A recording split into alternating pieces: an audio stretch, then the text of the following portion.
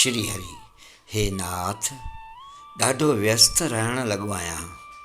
पतो न आहे सुठा बुरा केतिरे तरह जा कम साम्हूं बीठा हूंदा आहिनि ऐं मां उन कमनि में खोयल रहंदो आहियां। ॿुधणु लॻो आहियां तव्हांखे। राति ऐं सुबुह जी प्रार्थना में बि सिर्फ़ु वाणी सां ई करे पायां थो प्रार्थना। हृदय जो संयोग, दिलि जो संयोग काथे थी पचे पाए थो। हे प्रभु, हाणे तव्हां ई संभालियो। मूंखे त आदत थी वई आहे संसार जे गंदे सुखनि में फासण जी। इन लाइ मूंखे त कोई दुख न आहे, लेकिन यदि तव्हांजो हिकिड़ो ॿारु हथ मां निकिरी वियव त तव्हांजी केतिरो नुक़सानु थींदो। हे नाथ, हे मुंहिंजा नाथ, हे नाथ, मां तव्हांखे भुलां न। श्रद्धेय स्वामी श्री राम सुखदास जी महाराज।